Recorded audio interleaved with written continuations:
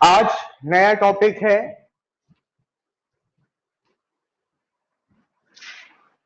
Electric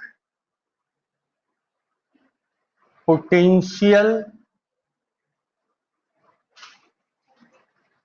energy.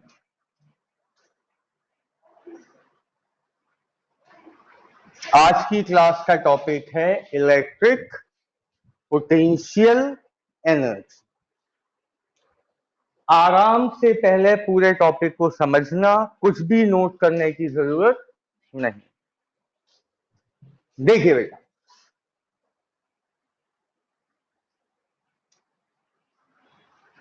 पहला point charge Q1, यहां से R डिस्टेंस पर दूसरा पॉइंट चार्ज Q2।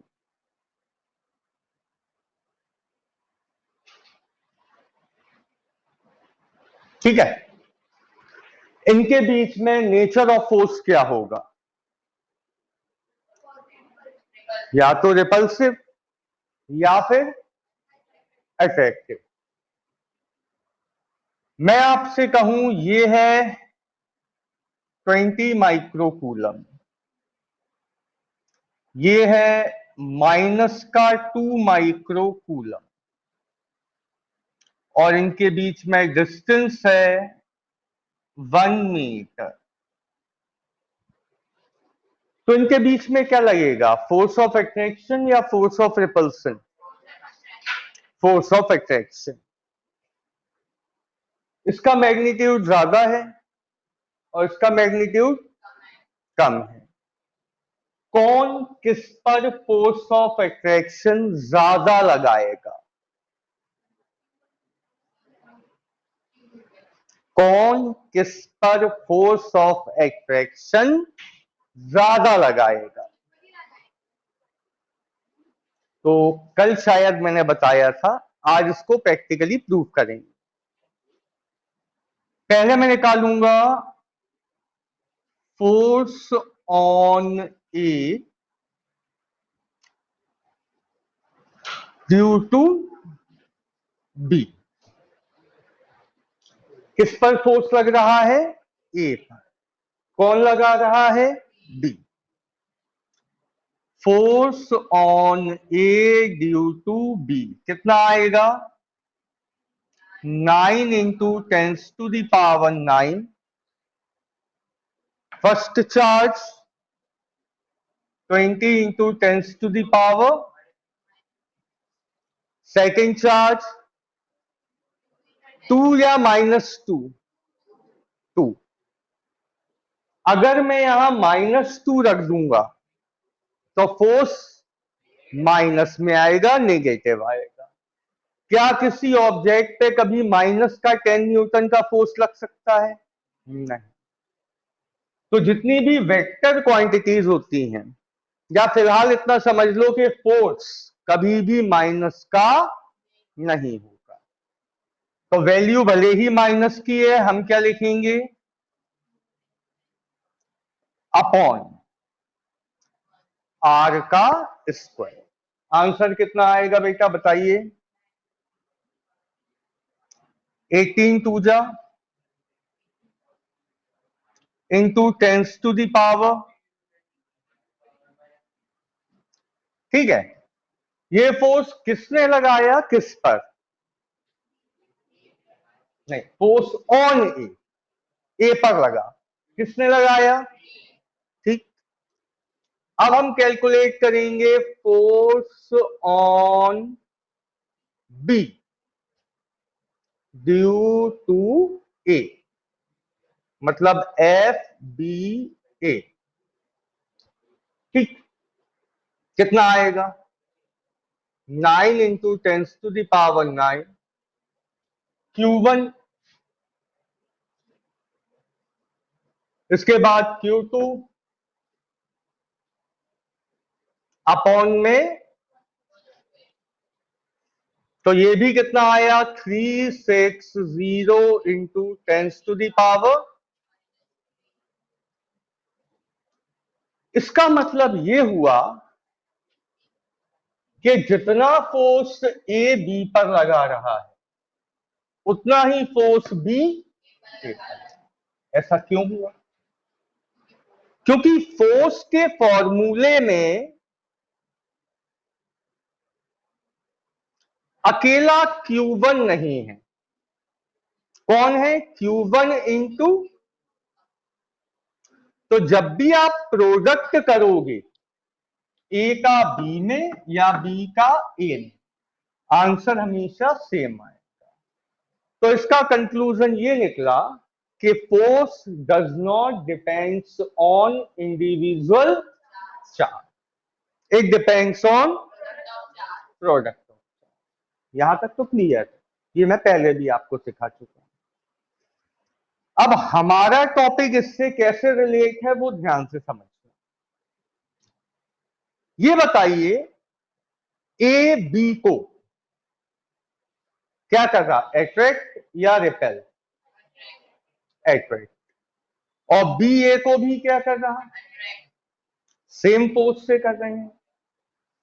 क्या ए बी के पास चला जाएगा या बी ए के पास चला जाएगा?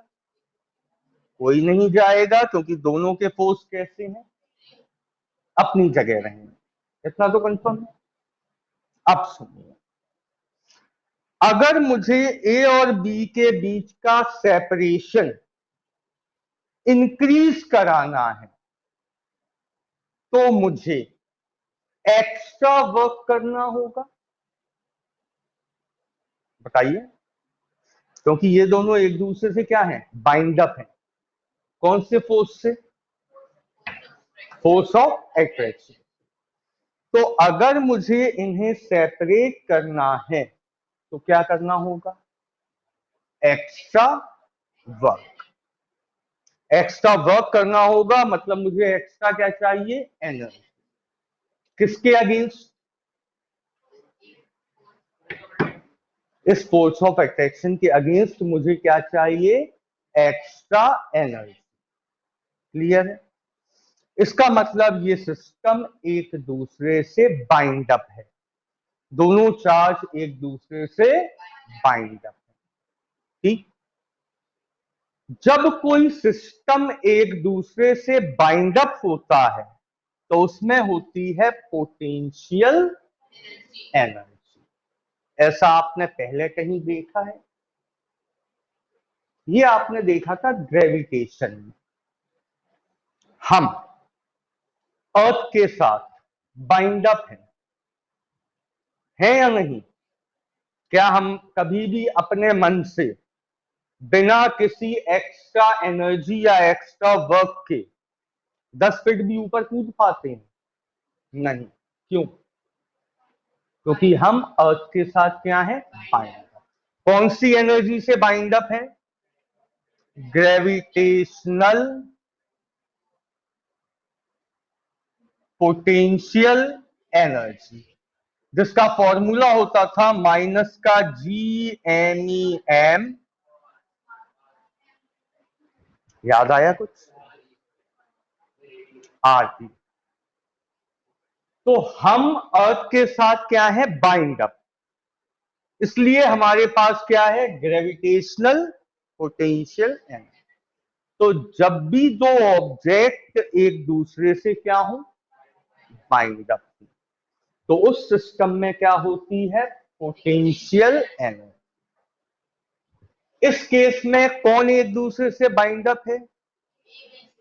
ए बी से और बी ए से। यानी कि इस सिस्टम में भी क्या होगी?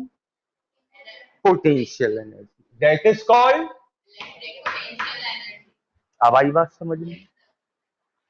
अब सुनिए, अगर ये दोनों चार्जेस पॉजिटिव होते तो इनके बीच में क्या लगता? Force of repulsion. तो क्या ये भाग जाते एक दूसरे से दूर? नहीं भागते। क्यों? जितने फोर्स से ए बी को रिपेल करता उतने ही फोर्स से बी ए को, दोनों फोर्स कैंसिल हो जाते। ठीक? अब मैं कहूं कि बेटा दोनों चार्ज पॉजिटिव हैं, इनको पास में लाओ, तो इनको पास में लाने में भी आपको क्या करना होगा? वर्क। किसके अगेंस्ट?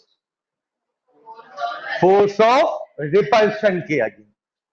ठीक, यानी कि अभी भी इस सिस्टम में क्या है? बाइंड अप है, पोटेंशियल एनर्जी है, दैट इज कॉल्ड। तो चाहे चार्ज सेम नेचर के हों और चाहे चार्जेस अपोजिट नेचर के हों, they are always bind up with each other with an energy which is called, with an energy which is called, we need some extra energy to separate them from each other or to break the system. उस system को खत्म करने के लिए हमेशा हमें क्या चाहिए होगी? जैसे 11th क्लास में आपने पढ़ा था, ये है हमारी और अर्थ की बाइंडिंग एनर्जी। अगर इतनी ही एनर्जी हमें प्लस में मिल जाए तो हम कहां चले जाएंगे? अर्थ की ग्रेविटी के बाहर। तब भी हमें we need some extra energy, उसे हम कहते थे एस्केप एनर्जी। बात क्लियर है? ऐसे ही यहां भी अगर सिस्टम को ब्रेक करना है तो वी नीड सम एक्स्ट्रा। किसके अगेंस्ट चाहिए होती है?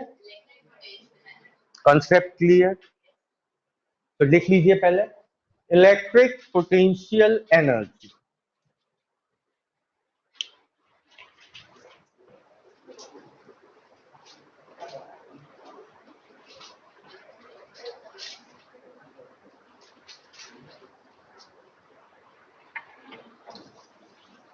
two-point charges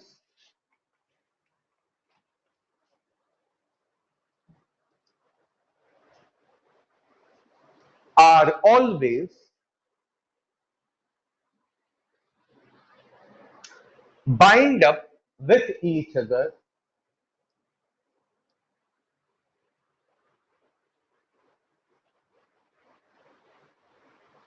due to electrostatic force of attraction or electrostatic force of repulsion.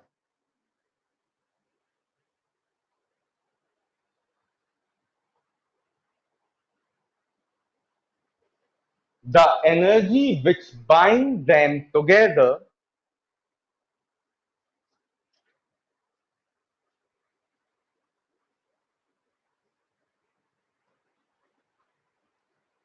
is called electric potential energy.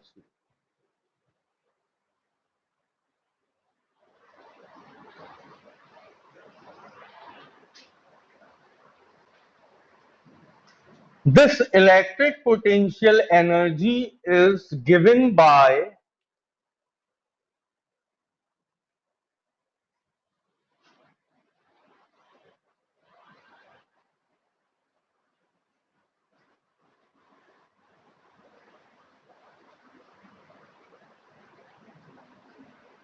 ये रहा फॉर्मूला, U इक्वल 9 into 10 to the power 9 Q1 multiply by Q2 by R। याद रखिएगा R square नहीं है, R। Force के फॉर्मूले में क्या होता था? R square. अब पहले बिल्कुल एक simple question,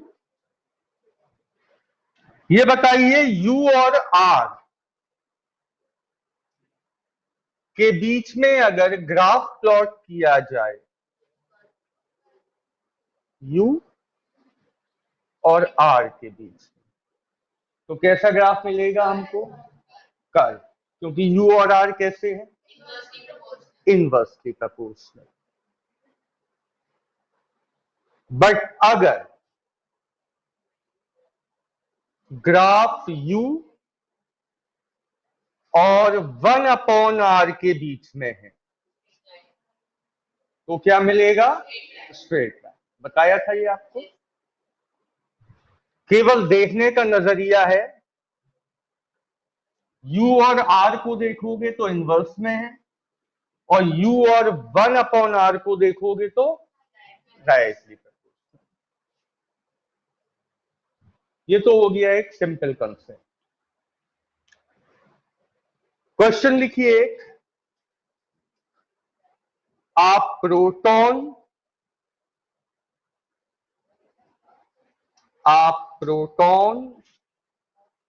and an electron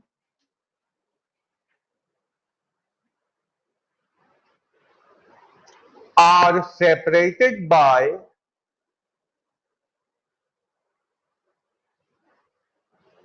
a distance of 2 angstrom.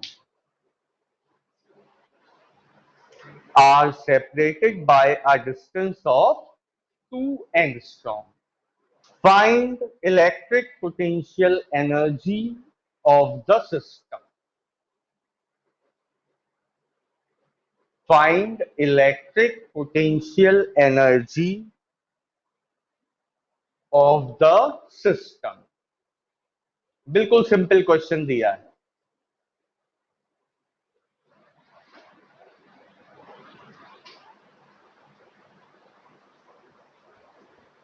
बेटा ये रहा प्रोटॉन और ये रहा इलेक्ट्रॉन। इलेक्ट्रॉन पे चार्ज काय का होता है, कितना होता है 1.6 इंटू 10⁻⁻⁹ सबको मालूम है।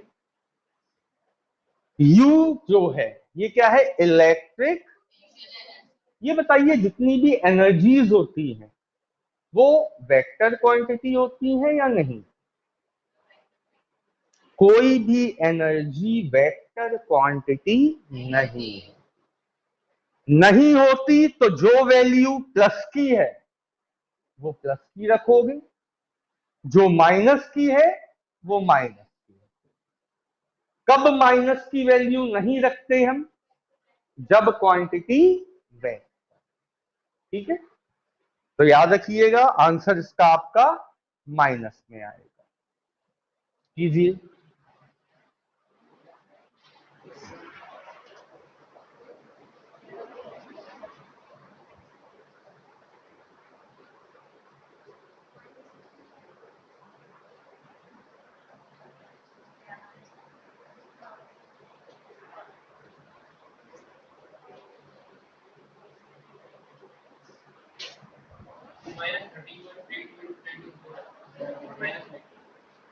अभी देखते हैं।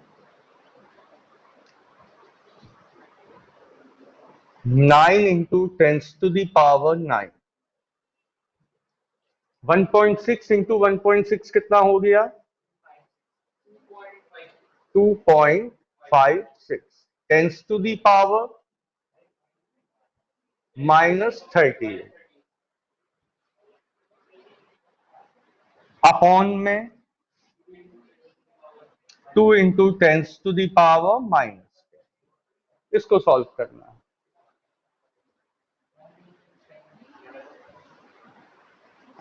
2 1 जा 2, 2 2 जा 4, 2 8 जा 16। ओ सॉरी सही तो है। अब 1.28 मल्टीप्लाई बाय 9 कर लीजिए, तो आंसर आएगा माइनस का कितना है बेटा 11.52 इंटू 10⁻⁻।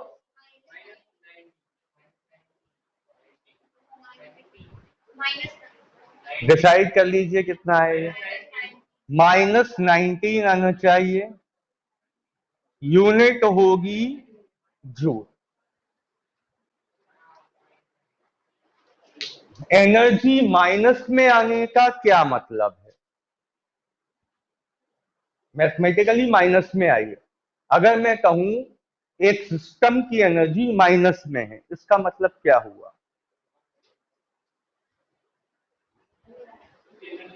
देखिए मैंने आपसे क्या कहा, कॉन्सेप्चुअल क्वेश्चन पे आपको ज्यादा जोर देना है, नॉर्मल पे कम। ये एनर्जी माइनस की क्यों आई? क्योंकि Q1 और Q2 में से एक कैसा है? माइनस। इसका मतलब सिस्टम जो बाउंड अप है वो अट्रैक्शन फोर्स से है या रिपल्सिव फोर्स से? इसलिए एनर्जी काय की आई? माइनस। अगर यही एनर्जी प्लस की आती, मतलब ये भी प्लस होता, ये भी प्लस, तो कौन सा फोर्स लग रहा होता? रिपल्सिव। मतलब सिस्टम बाउंड अप है कौन से फोर्स से? तो माइनस की एनर्जी क्या रिप्रेजेंट करती है? System is bind up with force of attraction. ठीक, लिख लीजिए नोट में से। Here negative sign shows that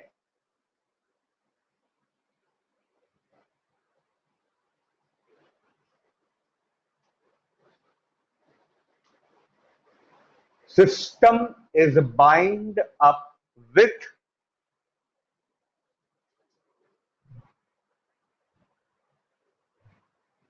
force of attraction.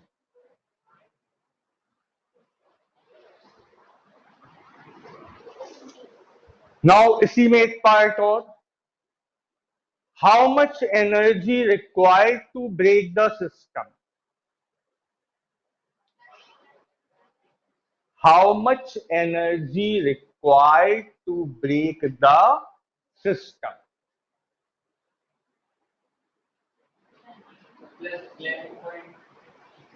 Same energy negative की जगह पॉजिटिव में आ जाएगी।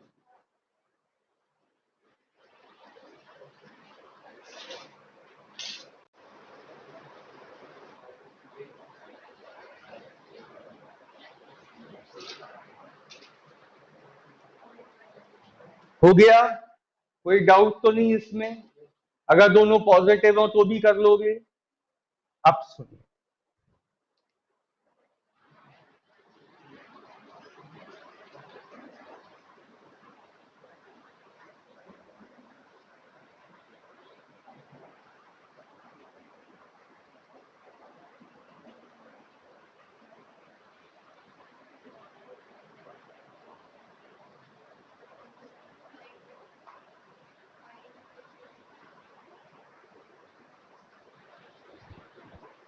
एक इक्विलेटरल ट्रायंगल है, ये सिस्टम है, आपको इसकी निकालनी है इलेक्ट्रोस्टैटिक पोटेंशियल एनर्जी। अब ध्यान से देखिएगा इसका कंसेप्ट। ये बताइए पोटेंशियल एनर्जी का फॉर्मूला क्या था? 9 into 10⁻⁹ Q1 into Q2 upon. इसका मतलब इस डायग्राम में जितने भी Q1 मल्टीप्लाई बाय Q2 हो रहे होंगे, ऐसे कितने सिस्टम बनेंगे जिनमें Q1 मल्टीप्लाई बाय Q2? 3। कौन कौन से? इसका मतलब U जो होगा इस सिस्टम का वो क्या होगा? UAB plus UBC। बात समझ में आ गई? जितने भी टू चार्जेस कॉन्फ़िगरेशन बनेंगे उन सबको आपको एक एक करके लेना है। अब कुछ नहीं है इस क्वेश्चन में। समझ में आया नहीं आया? बताइए Q1 कितना रखेंगे?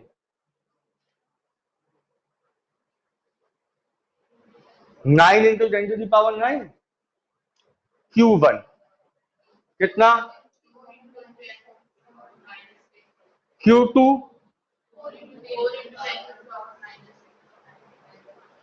अपॉन में plus 9 into 10⁹9 into 4 into 10⁻⁻6 into 6 into 10⁻⁻6 upon plus. अब इंटू ओके, अपॉन 2। इन सब में कॉमन पार्ट क्या हो गया? 9। 9 इंटू 10 की पावर -3 अपॉन में ये तो हो गया कॉमन पार्ट। अब यहां कितना बचा? 4 2 जा प्लस 4 6 24, यहां 12। ठीक है ना? सॉल्व कर लीजिए, आंसर आ जाएगा।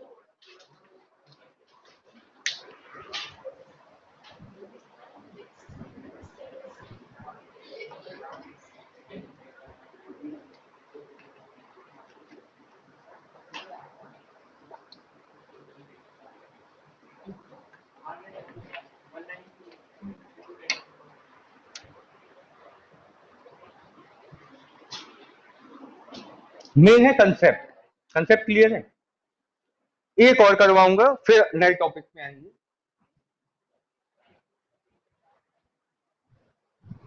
इसको इरेज करूं डायग्राम को?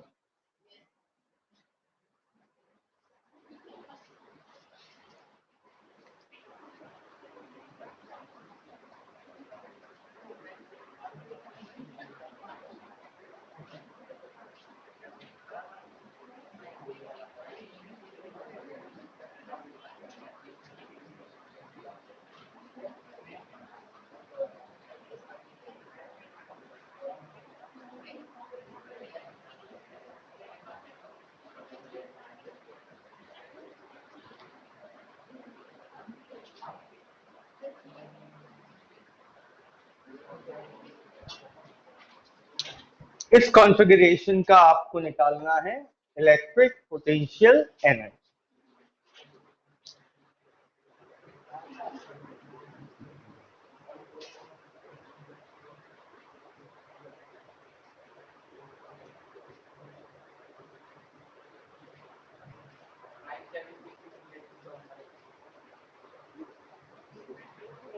अभी देखते हैं क्या कंसेप्ट बनता है इस क्वेश्चन का।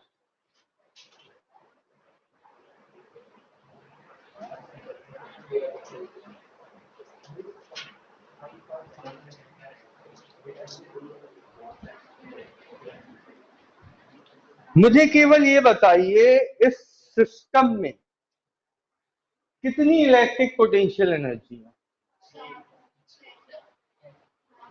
4 है या 6 है? 6 होनी चाहिए। मैंने आपसे कहा था कितना, जितनी बार भी Q1 Q2 से मल्टीप्लाई हो रहा हो वो सब लीजिए।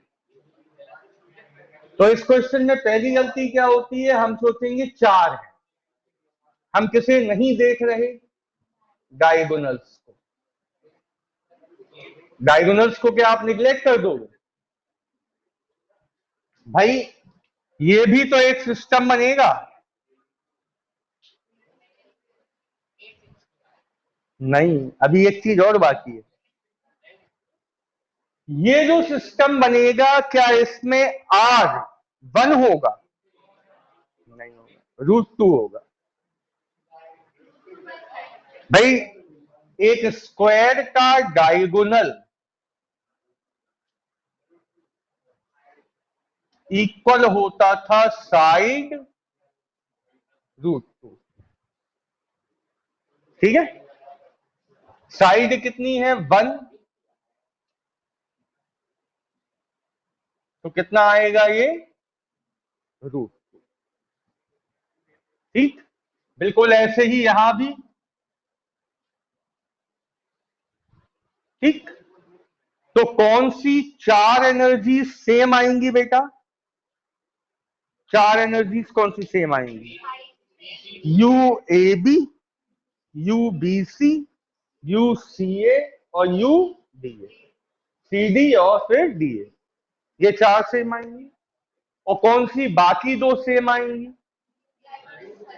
यू ए सी और U B. Is it clear? कीजिए इसको।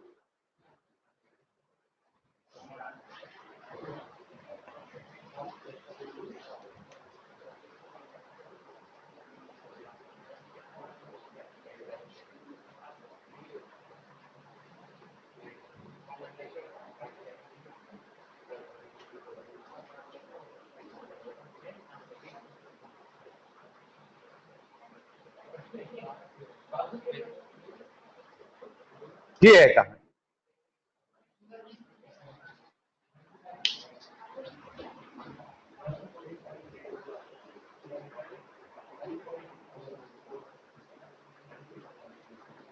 ये एक कितनी आ रही? एक 144 into 10 to the power -3।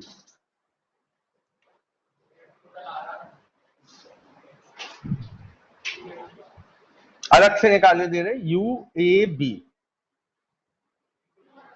9 into 10 to the power 9, 4 into 10 to the power -6, 4 into 10 to the power -6 upon 1. 144 into 10 to the power -3। एक आई, चारों एक जैसी हैं तो 4 into 144 into 10 to the power, ठीक, ये तो हो गई ये चार। अब UAC क्या होगा? 9 into 10 to the power 9,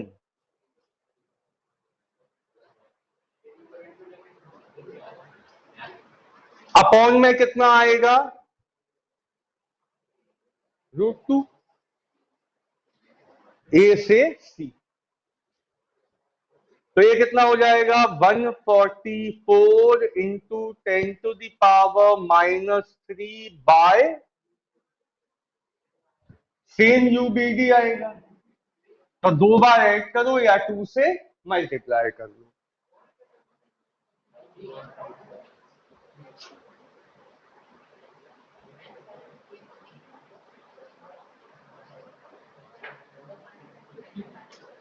ठीक, पूरे में कॉमन क्या मिल गया? 144 into 10 to the power -3।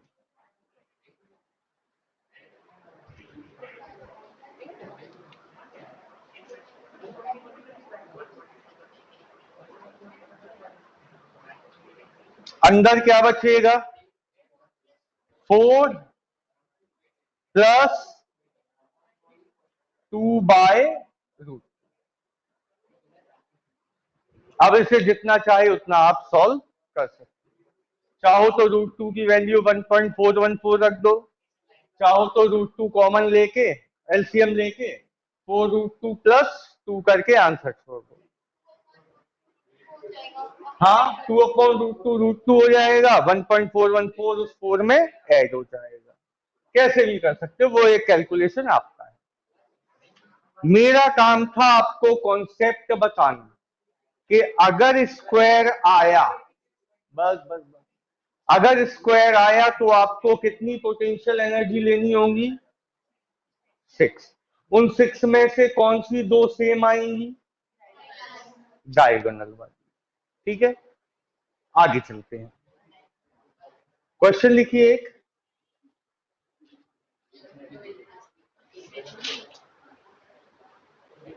In the given system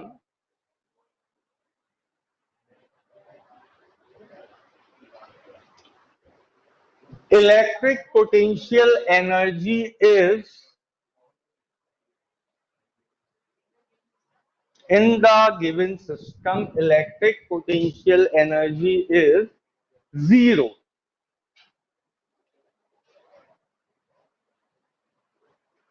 Find ratio of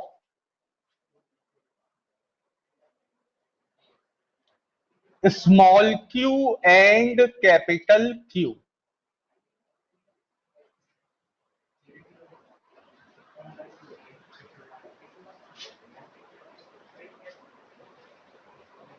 Find ratio of small q and capital Q। करके बताइए ये क्वेश्चन।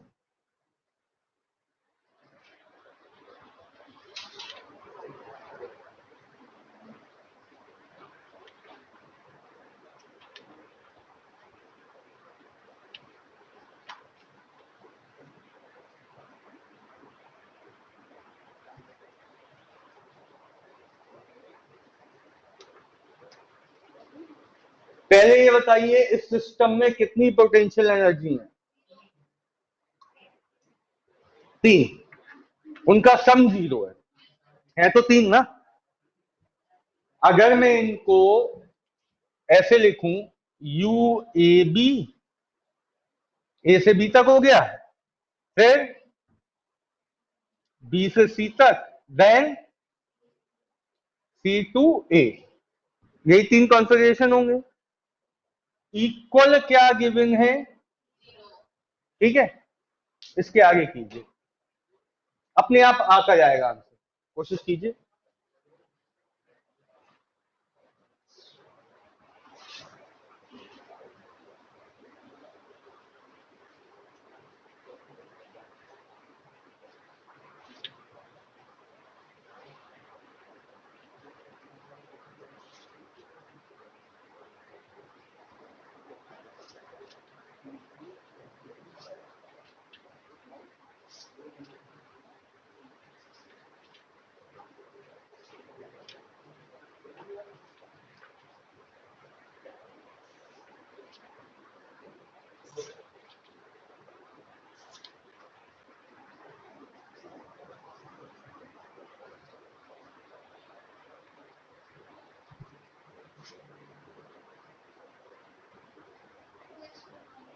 बिल्कुल सही।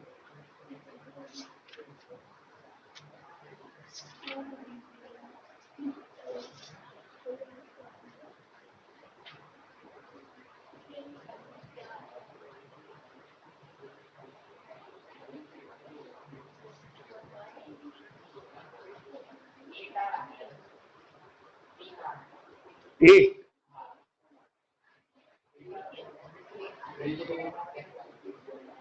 रेशियो निकालना हमें, स्मॉल की और कैपिटल की। आर तो मेरे ख्याल से आएगा ही नहीं।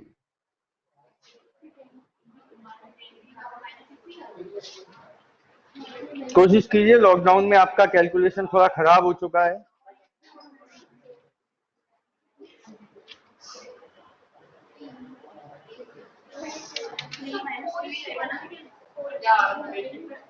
अभी देखते हैं, करके देख लेते हैं। बेटा ये बताइए, यूएबी, यूबीसी और यूसीए में कॉमन क्या मिलेगा? 100%। 9 इंटू 10⁹। ए का बी में मल्टीप्लाई करो। बेटा ए का बी में मल्टीप्लाई क्या आएगा? माइनस का Q into capital Q upon में। ठीक है, अब आ जाओ बी सी पर, ये भी क्या आएगा? यही आएगा। अब आ जाओ सी ए पर, सी ए में क्या आएगा? प्लस का Q square upon 2r। Sorry, ठीक है। इक्वल में क्या चल रहा है? 0। ये पूरा यहां के 0 हो जाएगा। ये कितना हो जाएगा?